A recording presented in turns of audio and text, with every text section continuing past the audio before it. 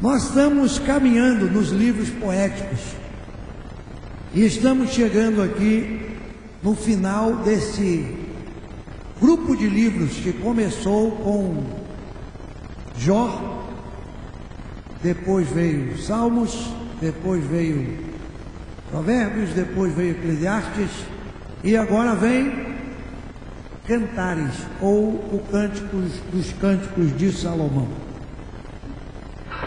Opa, olha o barulho. Este livro, ele foi escrito, no 10º século antes de Cristo, aproximadamente, é a data que falam dele aí. Mas é um livro preciosíssimo de 8 capítulos grandiosos.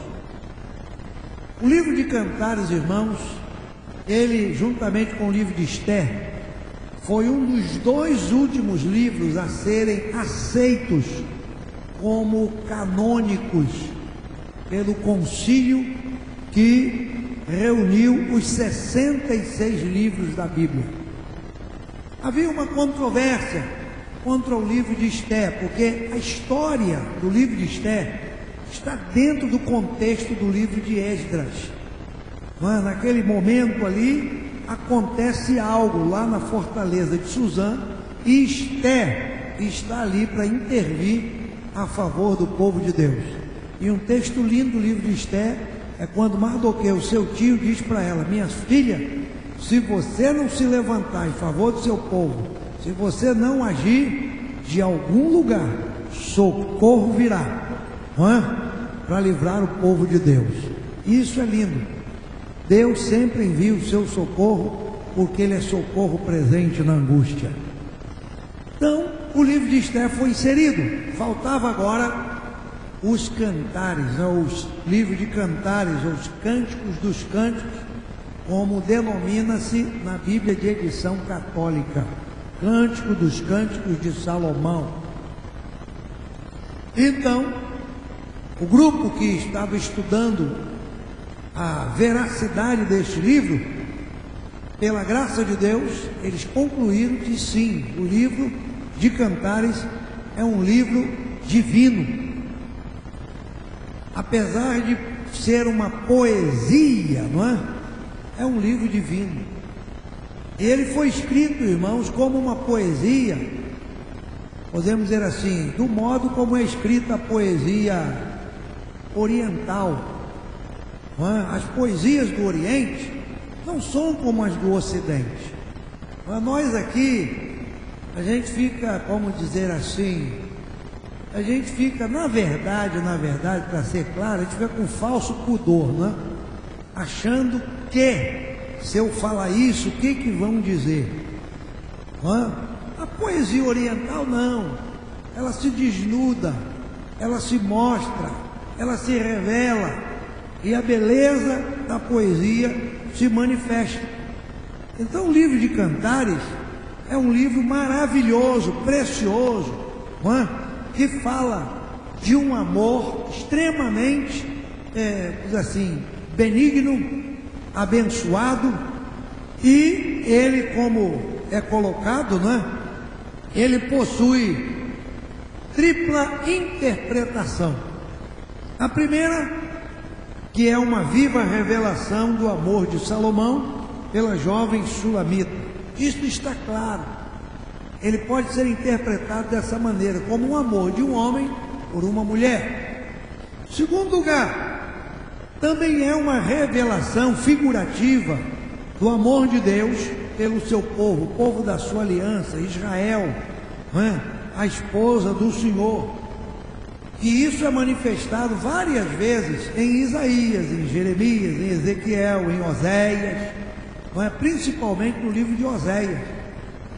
Quem já leu o livro de Oséias, com seus 12 capítulos, lembra que Deus ali trata o seu povo como uma esposa infiel, que abandona o esposo, que procura amantes. Então Deus ali, ele trata daquela maneira com o seu povo através daquele profeta tão precioso, Oséias.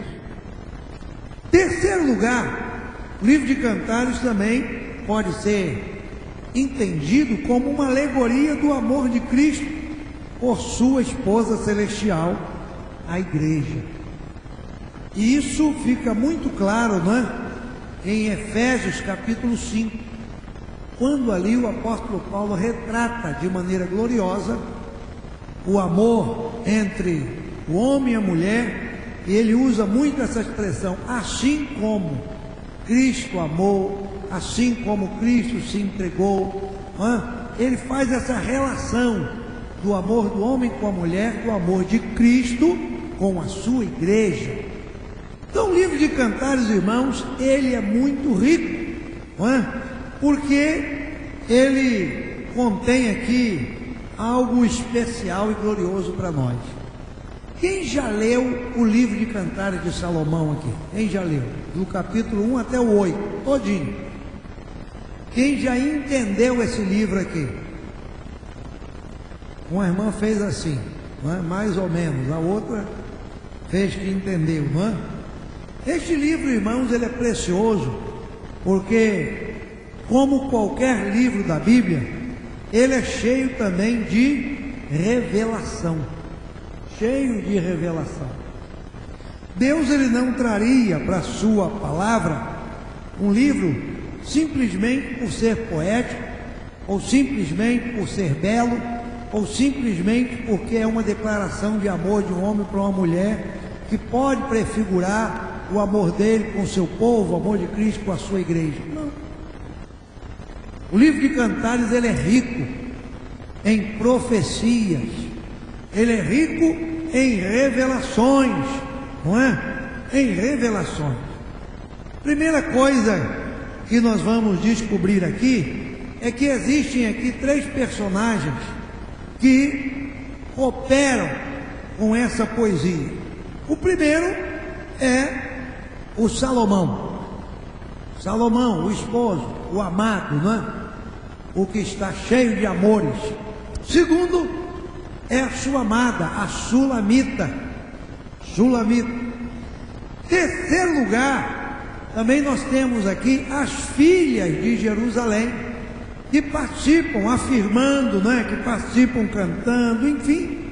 E nós temos aí, irmãos, vários momentos interessantes dentro deste livro aqui, revelando a grandeza de um amor que supera todas as dificuldades. Quando o apóstolo Paulo declara sobre o amor, lá em 1 Coríntios 13, dos versículos 4 a 7, o que ele diz sobre o amor? Vamos ler? 1 Coríntios 13, versículos de 4 a 7. Vamos ler aí.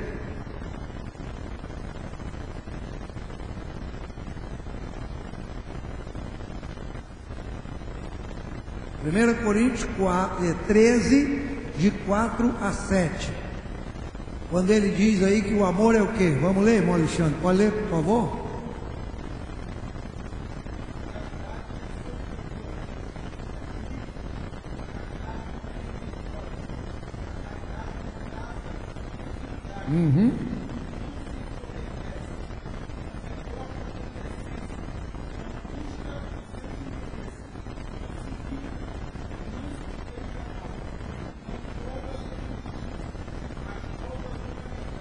Tudo crê?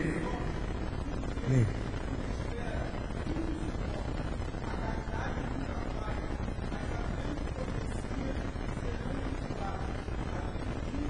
É até o 7. 7.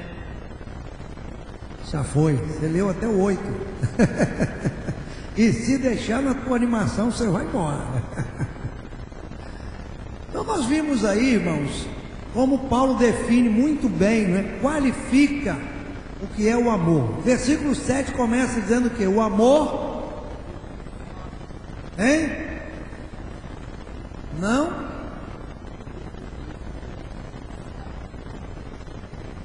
Sim, mas esse já é o final. Ele começa dizendo aí, ó,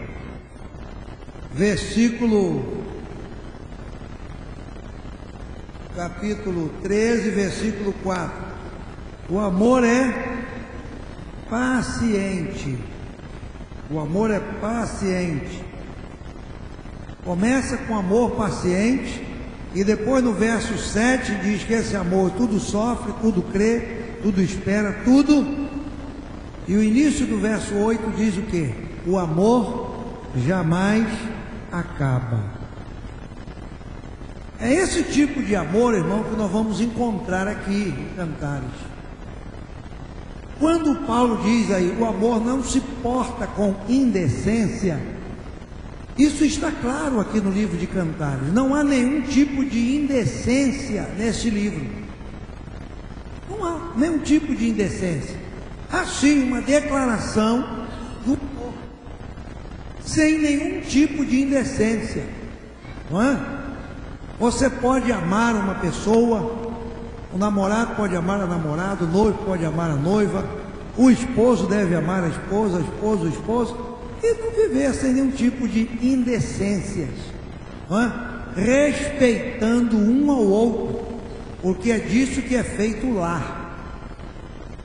O verdadeiro lar, não é? Ele é feito de quê? De L de lealdade, A de amor e R de respeito, não é? Então um verdadeiro lar é um lugar de lealdade, amor e respeito. E qual é o tipo do amor? O amor que tudo sofre, tudo crê, tudo espera, que é paciente, que é benigno, que não se porta com indecência, não suspeita mal, e por aí vai. Este livro, irmãos, ele é muito precioso, não é? Em Cantares nós temos 8 versículos, de 1 a 4. Entende-se que é, podemos dizer assim, o início do amor. Dos capítulos de 1 a 4, nós temos aí o início, né, desse amor. De 5 a 8, nós temos o amadurecimento do amor. Porque todo amor, ele tem um início. E ele tem também o que? O seu amadurecimento, não é? O seu amadurecimento. E isso é muito importante, porque nós precisamos entender isso, irmão. Existe o início, existe o amadurecimento. Quando Adão desperta do seu sono, lá em Gênesis 2, no versículo 14, né? Gênesis 2, vamos ver aqui, para a gente entender. Gênesis 2 e 17.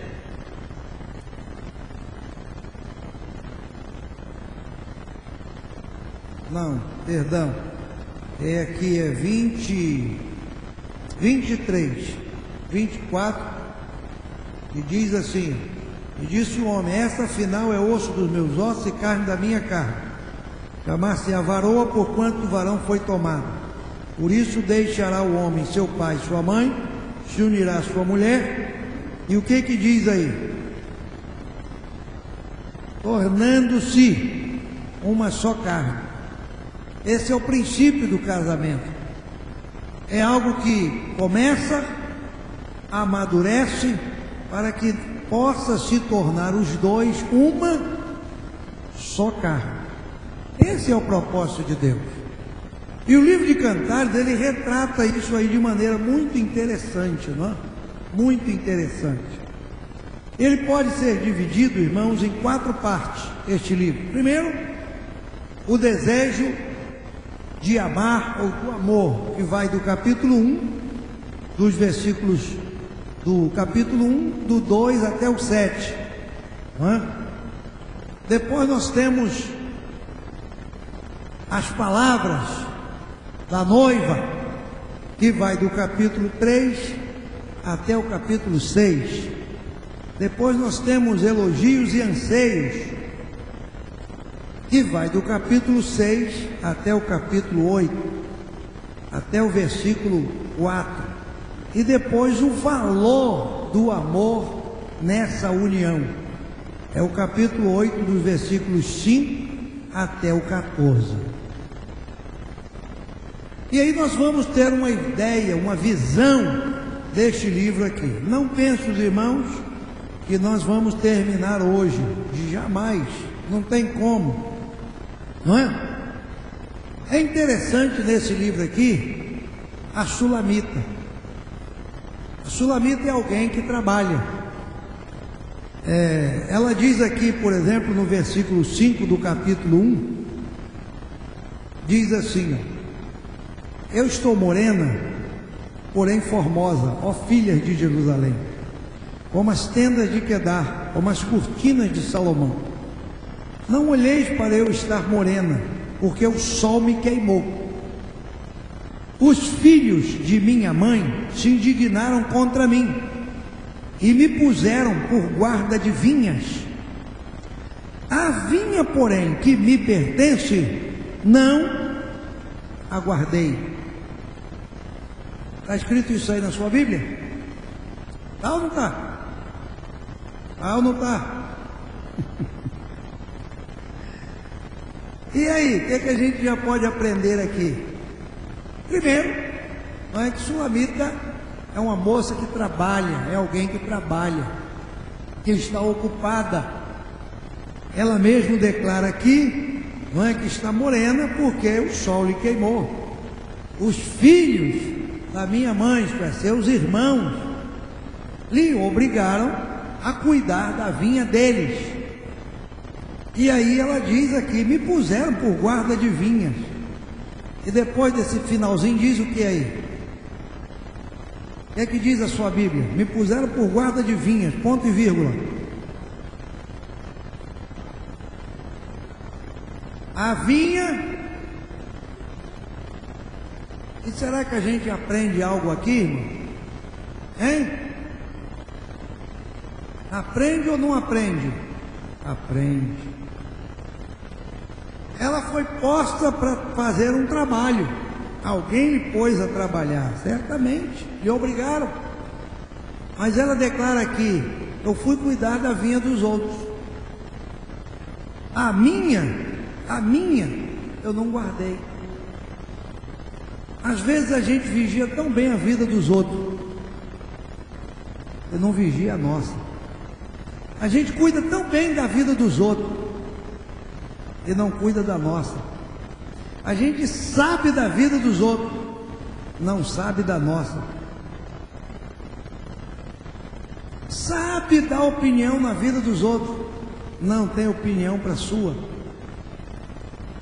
Isso é Bíblia. Isso é o que está escrito aqui. Não é? Isso é o que está escrito aqui, irmão. É por isso que eu disse a vocês que o livro de Cantares, ele é riquíssimo em revelação. Ele é riquíssimo em revelação. Não é? Riquíssimo em revelação. Ele começa falando que são cânticos de Salomão. O cântico 1. Nesse livro aqui nós temos 13 cânticos. 13 cânticos. O primeiro está aqui, ó, do capítulo 1, que vai até o 2, versículo 6. São os cânticos aqui. E é interessante que no versículo 2 aí, quem é que está falando?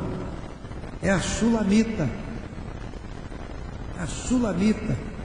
No versículo 2 diz: beije-me com os beijos de tua boca, porque melhor é o teu amor do que o vinho, suave é o aroma dos teus ungüentos, como unguento derramado é o teu nome, por isso as donzelas te amam. Essa declaração aqui, irmãos, ela revela algo grandioso para nós. Revela algo grandioso. Beijar com os beijos da boca é para quem? Hein? É para quem tem muita intimidade. Você não chega beijando a boca dos outros por aí? É assim? Não. É para quem tem muita intimidade. E é interessante que neste momento aqui, o que a gente pode aprender aqui é que, como é um livro bíblico, como é um livro que traz revelação da vontade de Deus para a nossa vida, Este momento aqui fala de quê? De um início de uma intimidade. De uma intimidade. Primeiro vamos olhar a nossa intimidade como homem e mulher, como marido e mulher, e também da nossa intimidade como filhos de quem? De Deus. O que é a igreja, irmãos? Com relação a Cristo, o que é a igreja? Ela é a noiva do Cordeiro, não é? Ela é a noiva. E quando a Bíblia está falando aqui de beijar com os beijos da boca, porque é melhor o teu amor do que o vinho, isso fala de quê? De intimidade. E se existe uma coisa que a igreja precisa ter, é intimidade com o seu Senhor. Se a igreja, que é a noiva de Cristo, não tem intimidade com Ele, com quem mais vamos ter intimidade? Não é? Quando Tiago fala de uma coisa, não é? Tiago diz que quando nós somos amigos do mundo, nós nos tornamos o que de Deus? Inimigos de Deus, não é? O apóstolo Paulo, quando fala sobre o Espírito Santo na nossa vida, o que ele diz que o Espírito Santo tem de nós? Ciúmes. Sabe por quê, irmão? Hein? Sabe quando é que o Espírito Santo tem ciúmes de nós? Hein? Vamos colocar isso aqui numa linguagem mais fácil da gente entender. Imagine uma moça, um rapaz já comprometido com outro, não é? Em vez de beijar aquele com quem está comprometido ou aquela com quem está comprometido, ele ou ela sai a beijar outros. O que vai causar isso? Ciúme, perturbação. Meu Deus, o que está vendo? Como é que pode uma coisa dessa? É isso que o Espírito Santo sente quando eu ou você começamos de casos com o mundo. Sabia disso? E como tudo na vida acontece, não é, devagarzinho, não é?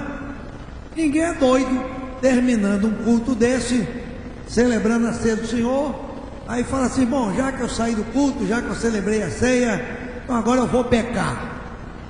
Eu acho que ninguém é doido o suficiente para isso. Mas sabe como é que vem isso? Isso vem devagar, não é?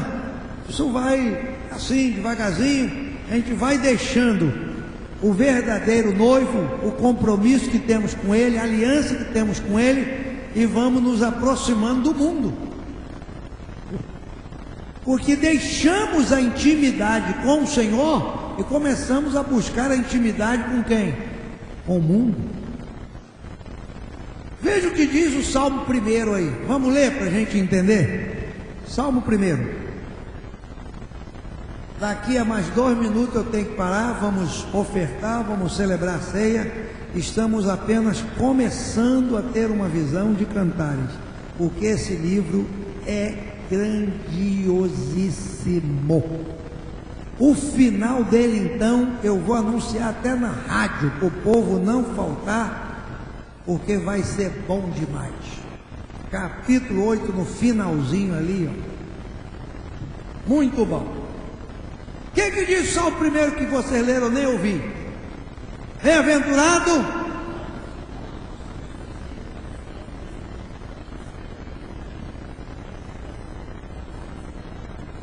chega, já leram demais. Bem-aventurado o varão que não anda. E depois?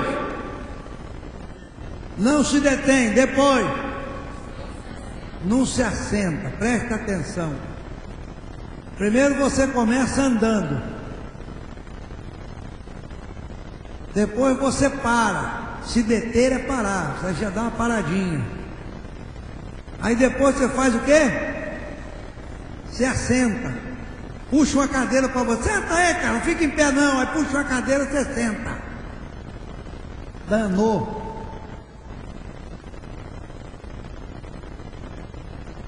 Isso daí já é o quê? Só esse salmo aí já mostra o quê? Intimidade com o mundo. Você passa a, como é que diz aí, bem-aventurado varão que não anda, depois se detém, depois senta. Ah, meu Deus, eu já vim até aqui, estou em pé por quê? Puxa uma cadeira, senta, acabou. O que a Bíblia mostra aí? Essa intimidade, irmão, que vai acontecendo, não é? Que vai, sei lá, acontecendo na nossa vida aí. Você anda, você se detém, depois você senta. Aí a Bíblia diz que é bem-aventurado quem não faz isto, quem não anda, quem não se detém, quem não se assenta. Aí o verso 2 diz o quê? Antes, na lei do Senhor e na sua medita. O que é meditar de dia e de noite? Me diga. Intimidade com Deus.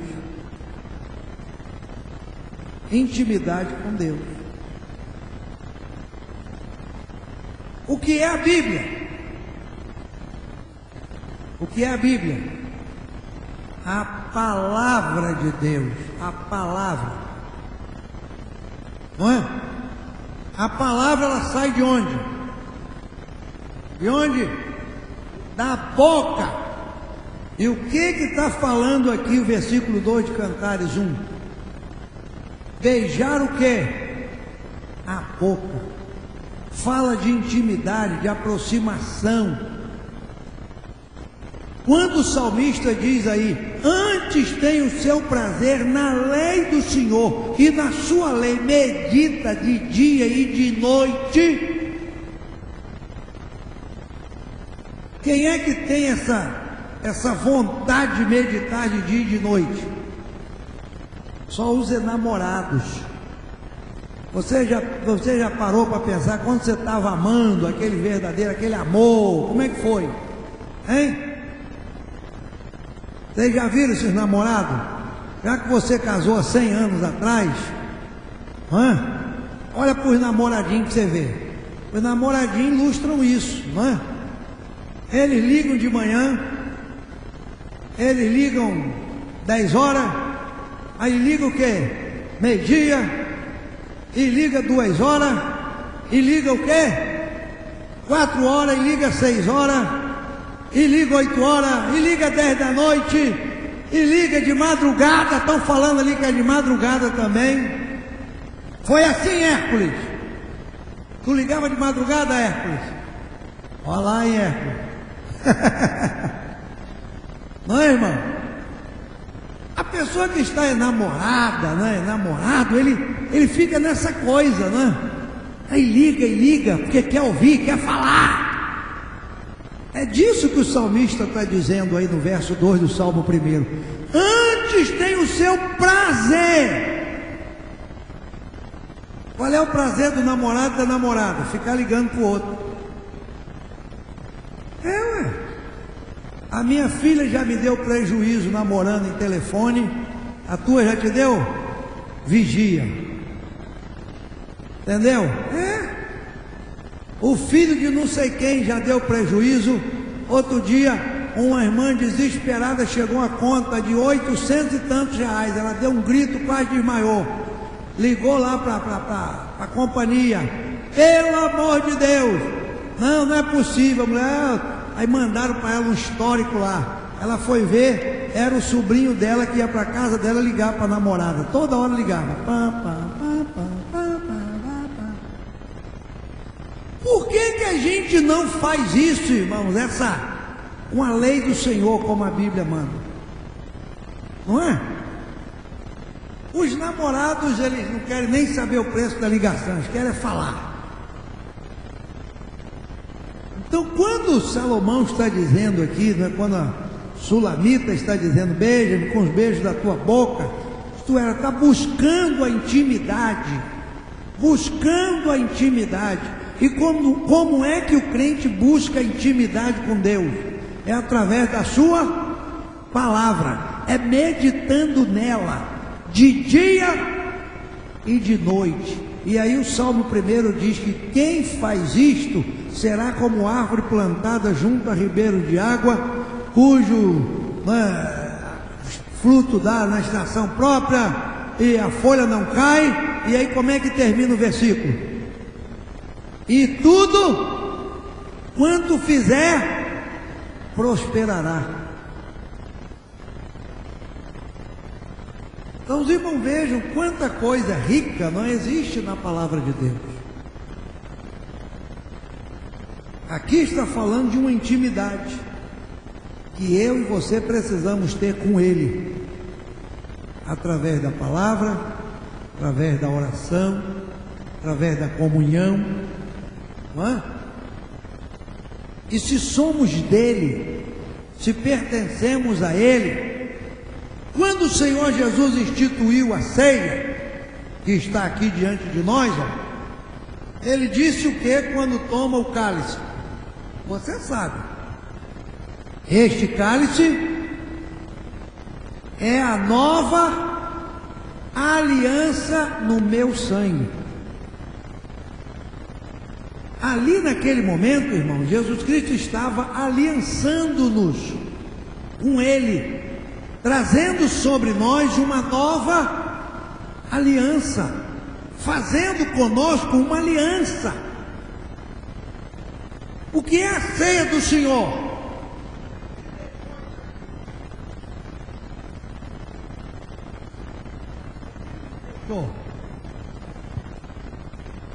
Alô? Voltou. É que aperta o trem. Por que Ele deixou isso aqui? Para quê? Para a gente trazer a memória e renovar a nossa aliança. Renovar essa aliança. A ceia é a mesa de renovação. Isso aqui foi posto, o Senhor deixou para nos renovar. Essa noite você vai renovar com o Senhor a sua aliança. Precisamos fazer isso. É disso que trata a ceia. E aí nós renovamos a nossa aliança. Renovamos a nossa aliança de quê? De amor ao Senhor.